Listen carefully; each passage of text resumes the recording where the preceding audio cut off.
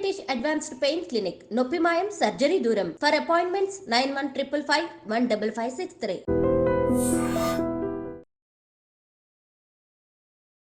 Hi guys, welcome to I dream. నేను మీ చాణక్య.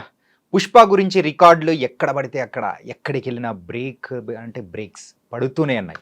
మొన్న పాట్నాలో ఎలాంటి బ్రేక్ చూసాము కదా. మరి ఎంతోమంది ప్రేక్షకులు వచ్చారు. అలాగే చెన్నైకి వెళ్ళిన తర్వాత కూడా ప్రేక్షకులు తండోపతండాలుగా వచ్చారు. కానీ చెన్నైలో జరిగిన ఈవెంట్లో మాత్రం ఒక కాంట్రవర్సీ లేవనెత్తింది. అది ఎవరో కాదు, మరి మ్యూజిక్ సెన్సేషన్, మ్యూజిక్ డైరెక్టర్ అయిన డిఎస్పి. అసలు ఎందుకు అంత కోపం వచ్చింది, ఆ కాంట్రవర్సీ ఇంత పెద్దగా అవడానికి గల రీజన్ ఏంటి, అసలు డిఎస్పికి కోపం ఎందుకు వచ్చింది అనే దాని గురించి కూడా ఇప్పుడు మనతో మాట్లాడదాం. మనతో మాట్లాడడానికి ఇప్పుడైతే ఫిలిం క్రిటిక్ మరియు సీనియర్ జర్నలిస్ట్ భరద్వాజ్ గారు ఉన్నారు. ఆయనతో మాట్లాడదాం. సార్ నమస్తే. సార్ నమస్తే సార్. పుష్ప గురించి అందరూ అని హైప్ ఎక్కించుకుంటూ అరే మూవీ ఎప్పుడు వస్తుందని చెప్పేసి అనుకుంటూ ఆ టైప్లో ఉన్నారు. కానీ మొన్న చెన్నైలో జరిగిన ఈవెంట్లో కానీ అందుకు మ్యూజిక్ డైరెక్టర్గా వర్క్ చేసిన డిఎస్పి మాత్రం కొంచెం అంటే కోపంగా రొసరొసలవుతూ మరి యలమంచిలి రవి గారి మీద కోప్పడ్డారు. ఏంటి దానికి కారణం ఏంటి? ఇండస్ట్రీ మొత్తం అదే ఇప్పుడు టాక్ నడుస్తోంది.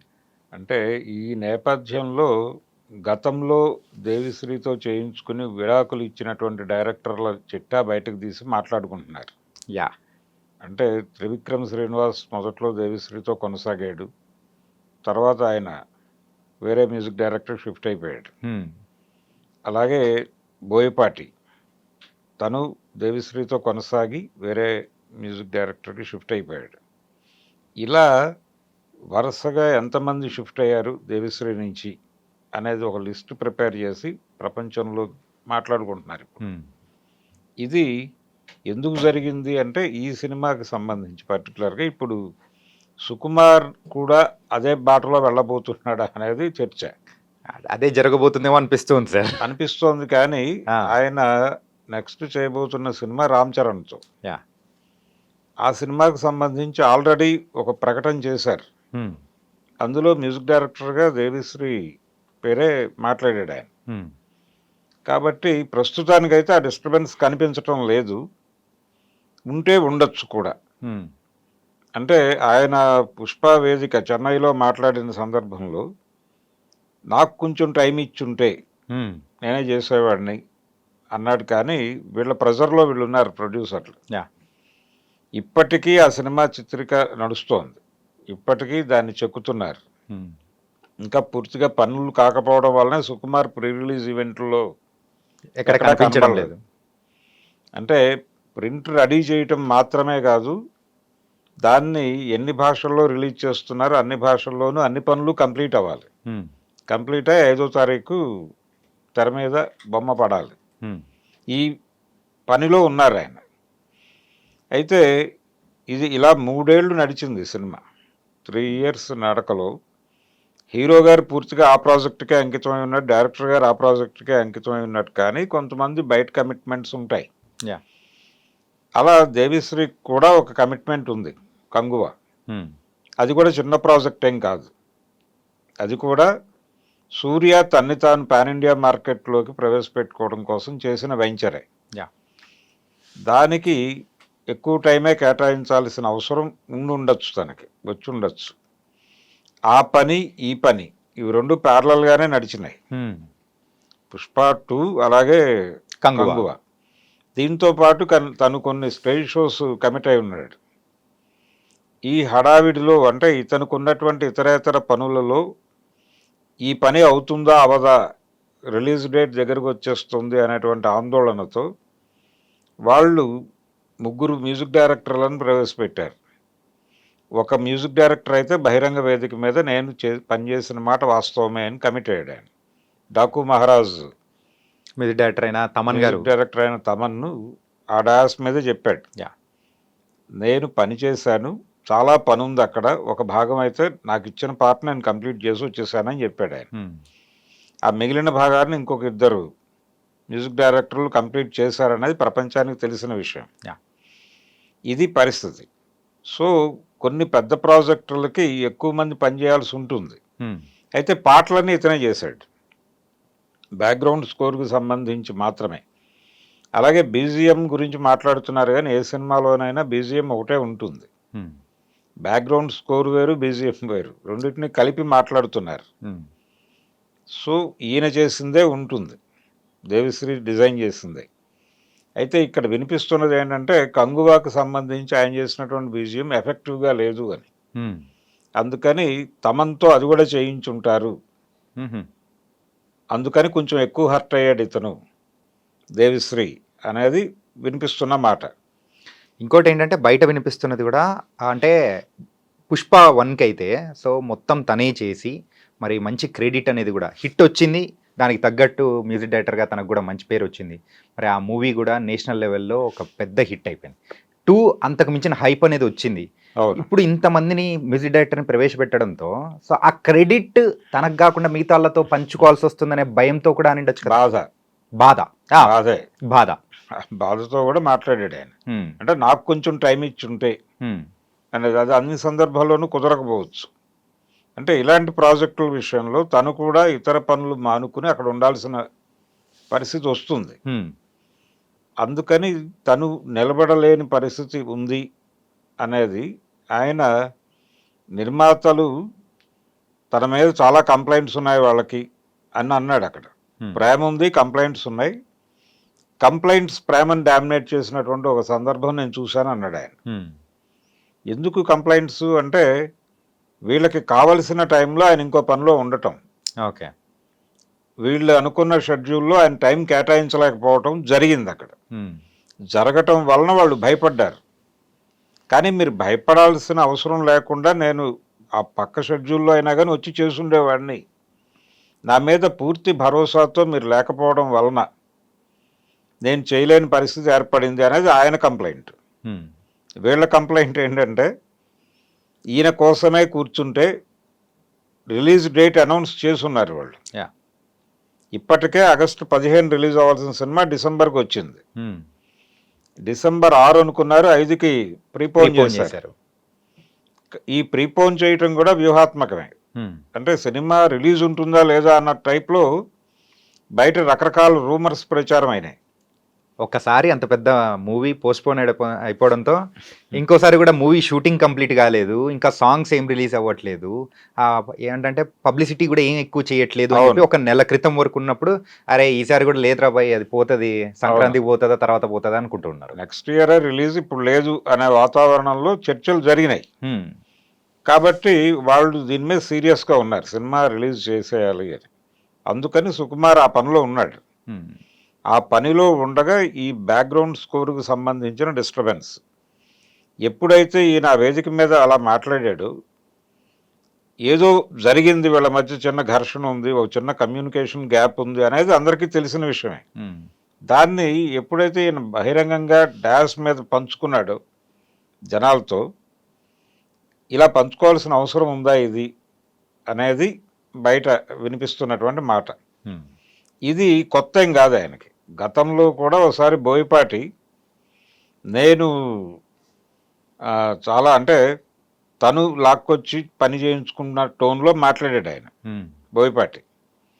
అట్లా ఏం లేదు, నేను ఏ సినిమా చేసినా అలాగే చేస్తాను, నేనే కూర్చున్నాను, నేనే వచ్చాను, నేను వస్తాను, రాను అనేది కరెక్ట్ మాట కాదు అని చెప్పి స్టేజ్ మీదే ఆయన చెప్పిన స్టేట్మెంట్ని కాంట్రడక్ట్ చేస్తూ ఈయన మాట్లాడాడు.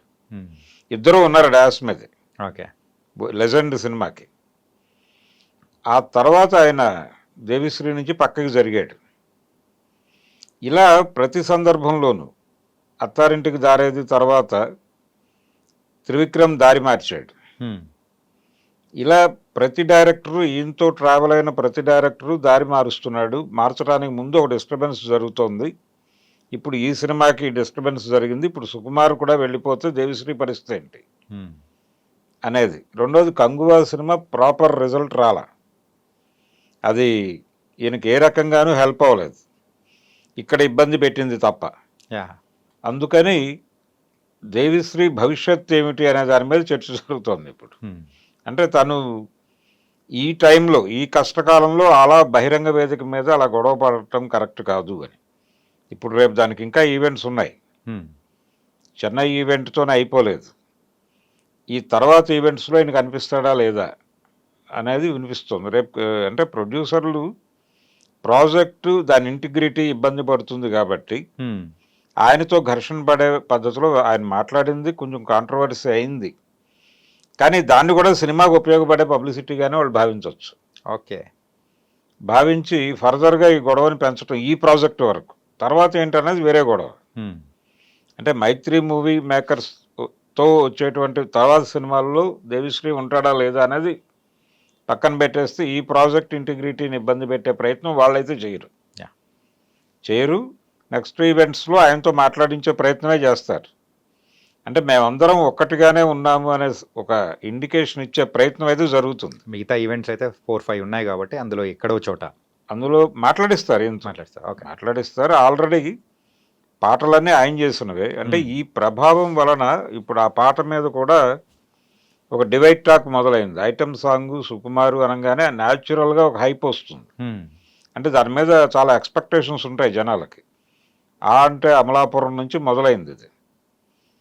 అక్కడి నుంచి దేవిశ్రీ ఉన్నాడు. సో వీళ్ళ కాంబినేషన్లో వస్తున్నటువంటి ఐటమ్ సాంగ్ అనగానే ఒక హై లెవెల్ ఎక్స్పెక్టేషన్. దాన్ని ఈ పాట రీచ్ చేయలేకపోయింది అనేది ఒక మిక్స్డ్ టాక్ అనేది వచ్చింది. కానీ ఇది పూర్తి వాతావరణంలో పాట చూడలేదు ఎవరు. జస్ట్ పాట రిలీజ్ అయింది అంతవరకే. కానీ 2-3 సార్లు వింటే ఇది బాగానే ఉంది. ఈ పాట మరీ అంత పక్కన పెట్టేదగ్గ పద్ధతిలో అయితే లేదు.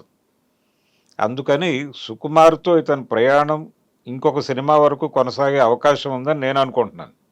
అంటే ఆయన ఆల్రెడీ కమిట్మెంట్ ఇచ్చున్నాడు, రామ్ చరణ్ సినిమాకి అనౌన్స్ చేసున్నాడు. ఈ టైంలో ఈ డిస్టర్బెన్స్ తన సినిమా మీద లేకపోతే తన ప్రాజెక్టు మీద ఉండకపోవచ్చు. గతంలో లాగా ఏ ఈవెంట్లో గొడవ పడితే ఆ తర్వాత ఆ డైరెక్టర్తో ఆయన ట్రావెల్ లేకపోవటం అనే దాని ప్రకారం ఒక లెక్క వేసేస్తున్నారు. సుకుమార్తో కూడా ఫుల్ స్టాప్ అయిపోయింది అని. ఈ ఫుల్ స్టాప్ పడకపోవచ్చు అనేది నా అంచనా. అంటే వాళ్ళ మధ్య ఆ స్నేహం కొనసాగుతుంది అని. అల్లు అర్జున్ కూడా నిజానికి తను వాంటెడ్గా తమన్ని తీసుకొచ్చాడని, తమన్ని తీసుకురావడం వెనకాల అల్లు అర్జున్ని ప్రేరేపించిన వాడు త్రివిక్రమ్ శ్రీనివాస్ అనే కథ కూడా నడిచింది. దానిలో కూడా వాస్తవం లేదు అని చెన్నై ఈవెంట్లోనే చెప్పుకున్నారు వీళ్ళు. ఇలా ఒక్కొక్క పుకారుని పక్క గెంటి ఇంటిగ్రిటీ కాపాడుకునే ప్రయత్నం చేస్తున్నారు. ఈ ప్రయత్నం ఇలా కొనసాగుతుంది. నెక్స్ట్ వెంచర్లో సుకుమార్ పరిస్థితి ఏంటనేది అప్పుడు డిసైడ్ అవుతుంది. దేవిశ్రీకి ఎవరితో గొడవ జరిగినా కానీ అదృష్టం మాత్రం తమనికే దక్కుతుంది సార్. అంటే మధ్యలో రెహమాన్ వచ్చాడు కదా. ఇప్పుడు ఇంతకుముందు బుచ్చిబాబు సినిమాకి కూడా తను పనిచేశాడు కదా. ఆ తర్వాత ఇప్పుడు రెహమాన్ వచ్చాడు రామ్ చరణ్తో చేస్తున్న ప్రాజెక్టుకి. ఇలా రకరకాల ఉదాహరణలతో రకరకాల కథనాలు సర్క్యులేషన్లోకి వచ్చేసినాయి. ఇప్పుడు దేవిశ్రీ ఒక కాంట్రవర్షియల్ క్యారెక్టర్ కింద మారింది. ఈ కాంట్రవర్షియల్ క్యారెక్టరు ఆయన కెరియర్ ఎలా నడుస్తుంది అనేది. రెండోది పాన్ ఇండియా ప్రాజెక్టులే ఉన్నాయి ఇప్పుడు. ఈ పాన్ ఇండియా ప్రాజెక్టులు నిజానికి తమన్ కూడా ఎక్కడా దేవిశ్రీ పేరు మాట్లాడటమో లేకపోతే ఇబ్బందికరమైనటువంటి ప్రకటన చేయటమో చేయలేదు. చాలా గౌరవప్రదంగానే మాట్లాడాడు. తను కూడా చెప్పింది ఇదే, పాన్ ఇండియా ప్రాజెక్టు చాలా భారీ సినిమా ఇది, దీనికి 2-3 పనిచేయటం అనేది పెద్ద వింతైన విచిత్రమైన విషయం కాదు, అంతకు మించి దీన్ని కాంట్రవర్షియల్గా చూడకండి అని చెప్పాడు తను. ఏది డాకు మహారాజ్ ఈవెంట్లోనే. గతంలో కూడా ఇలా ఒక సినిమాకి 2-3 మ్యూజిక్ డైరెక్టర్లు పనిచేసిన చరిత్ర ఉంది మనకి. అంటే పాటలు ఒకళ్ళు చేస్తే బ్యాక్గ్రౌండ్ స్కోర్ ఒకళ్ళు చేసిన సందర్భాలు, కొన్ని సందర్భాల్లో పాటలు చేసినవి కూడా ఉన్నాయి. ఇందిరా సినిమాలో ఆర్పి పట్నాయక్ ఒక పాట చేశాడు. ఓకే. అంటే ఆ టైంలో మణిశర్మ అందుబాటులో లేడు. ఒక పాట పెట్టాలి అని డైరెక్టర్ గారు అనుకున్నాడు. అక్కడ అనుకున్నప్పుడు మ్యూజిక్ డైరెక్టర్ లేడు అనగానే ఆ టైంలో కొంచెం ఎక్కువ హడావిడి చేస్తున్నాడు ఈయన ఆర్పి. అందుకని వెంటనే ఆర్పితో ఒక పాట చేయించుకున్నారు. కులశేఖరే రాశాడు ఆ పాట. ఓకే. అది అలాంటి సందర్భాలు చాలా కనిపిస్తాయి సినిమా ఇండస్ట్రీలో. అలాగే చాలా పెద్ద ప్రాజెక్ట్, ఇప్పుడు అల్లూరి సీతారామరాజు లాంటి ప్రాజెక్టుకి సత్యం గారు పనిచేశాడు. ఆదినారాయణరావు గారి ప్రాజెక్ట్ అది. ఇలాగే భక్త కన్నప్ప సినిమాకి కూడా ఆదినారాయణరావు గారికి హెల్ప్ చేశాడు ఈయన వెళ్ళి. హెల్ప్ చేయటం కేవలం ఆర్ఆర్ వరకే కాదు, ఒక 2-3 పాటలు కూడా ఈయన చేసి పెట్టాడు ఆయనకి. ఓకే. ఇలాంటి అలాగే ఇళయరాజా గారి సినిమాల్లో కూడా కనిపిస్తారు. వేరే అంటే ఎల్ వైద్యనాథన్ పేరు వైద్యనాథన్ గారు. ఇలా చాలామంది మ్యూజిక్ డైరెక్టర్లు పెద్ద ప్రాజెక్ట్ అనుకున్నప్పుడు వేరే మ్యూజిక్ డైరెక్టర్తో కలవటం నడుస్తుంది. కానీ ఇక్కడ గొడవ ఏంటంటే తను కాదు చూస్ చేసుకుంది, ప్రొడ్యూసర్లు చూస్ చేసుకున్నారు. అది గొడవ. ఓకే. మాయాబజార్ సినిమా అప్పుడు రాజేశ్వరరావు గారు ఆ సినిమాకి మ్యూజిక్ డైరెక్టరు, ఆయనతో చిన్న విభేదం డైరెక్టర్కి వచ్చింది. వెంటనే ఆయన షట్ డౌన్ చేసి వెళ్ళిపోయాడు ప్రాజెక్ట్ నుంచి. వెళ్ళిపోయిన తర్వాత ఘంటసాలను తీసుకున్నారు. అంటే రాజేశ్వరరావు గారు దాదాపు 7-8 సినిమాలు అలా వదిలేశాడు. చిన్న మాట పట్టింపు, ఏదైనా చిన్న మాట పట్టింపు వస్తే ఆయన ప్రాజెక్ట్ వదిలేసేవాడు. నమ్మిన బంటు కూడా ఆయన చేయాల్సిన సినిమా ఆయన సగం చేశాడు, చేసి వదిలేసి వెళ్ళిపోయాడు. దానవేరు సూరకర్ణ కూడా ఆయనే. అంటే ఆ మొదటి పాట ఏ తల్లి నిన్ను కన్నదో అనేది రాజేశ్వరరావు గారు చేశాడు. ఆ తర్వాత వదిలేసి వెళ్ళిపోయాడు. సీతారామ కళ్యాణం కూడా ఆయన అలా వదిలేసి వెళ్ళిపోయాడు. అంటే ప్రొడ్యూసర్గా ఉన్నటువంటి త్రివిక్రమరావు గారు ఏదో అడ్వైజ్ చేసే ప్రయత్నం చేశాడట. చేస్తే ఆ మర్నాడు ఆయన మ్యూజిక్ సిట్టింగ్కి రాకపోతే ఎన్టీఆర్ ఫోన్ చేశాడు ఆయన ల్యాండ్ లైన్కి. చేస్తే మీ తమ్ముడు గారు పెద్ద సంగీత విద్వాంసుడు అండి, ఆయనతో మ్యూజిక్ చేయించుకోండి అని పెట్టేశాడు ఫోన్. ఆ తర్వాత ఆయన పెండ్యాల నాగేశ్వరరావు పెట్టుకుని చేయించుకున్నాడు. ఆ సినిమాకేమో గాలి పెంచల నరసింహారావు గారితో చేయించుకున్నాడు సీతారామ కళ్యాణానికి. దానవేరు సూరకర్ణకి పెండ్యాల గారితో కంప్లీట్ చేయించుకున్నాడు. ఇలా కొన్ని సందర్భాల్లో మ్యూజిక్ డైరెక్టర్తో వచ్చినటువంటి ఇబ్బంది వలన వేరే సంగీత దర్శకుడిని పెట్టుకుని ప్రాజెక్టులు ముందుకు తీసుకెళ్ళిన చరిత్ర ఉంది మనకి. అయితే ఇక్కడ అలాంటి పరిస్థితే కనిపించింది దాదాపుగా. ఓకే. అంటే దేవిశ్రీ ప్రసాద్ మరో ఎస్ రాజేశ్వరరావు కాబోతున్నాడా ఇండస్ట్రీలో అనేది చూడాలి. ఓకే. ఇందాక కిసిక్ సాంగ్ గురించి మాట్లాడారు కదా, అయిందంటే ఒక డివైడ్ టాక్ వచ్చిందని. ఈ కాంట్రవర్సీ వల్ల దానికి రావాల్సినంత హైప్ రాకుండా ఆగిపోయిందని అనుకోవచ్చా? అంటే దీని ప్రభావం కూడా ఉంది దాని మీద. అంటే జనాలు ఇంకొంచెం ఓవర్ క్రిటికల్గా వెళ్ళారు. ఆ ఓవర్ క్రిటికల్గా వెళ్ళటం వలన అది ఏదో ఉంది పాట అనే అభిప్రాయంగా బయటకు వచ్చింది. ఇది లేకపోతే అది మామూలుగానే వెళ్ళిపోయి ఉండేది. అంటే ఇప్పుడు 2-3 సార్లు వింటే బాగానే ఉంది అనే అభిప్రాయంతో కొంతమంది ఉన్నారు. అది టోటల్గా పుష్ప 2 బ్యాక్డ్రాప్లో దేవిశ్రీ ప్రసాద్ మరో ఎస్ రాజేశ్వరరావు కాబోతున్నాడు అనేది చూడాలి. Nice sir. మరి ఇండస్ట్రీలో ప్రెసెంట్ జరుగుతున్న కాంట్రవర్సీకి అండ్ మీ యొక్క విశ్లేషణ అనేది కూడా చాలా చక్కగా ఇచ్చారు. Thank you so much. Thank you. DSP controversy అసలు దేనివల్ల వచ్చింది, అసలు ఏం జరుగుతుంది ఏంటి, మరి పుష్ప రిలీజ్కి ముందు మళ్ళీ డిఎస్పి మిగతా ఈవెంట్స్లో కనిపిస్తాడా లేదా అనేది కూడా మనం వేచి చూద్దాం. సో మరో ఇంటర్వ్యూతో మళ్ళీ కలుద్దాం. అంతవరకు take care. This is your Chanakya.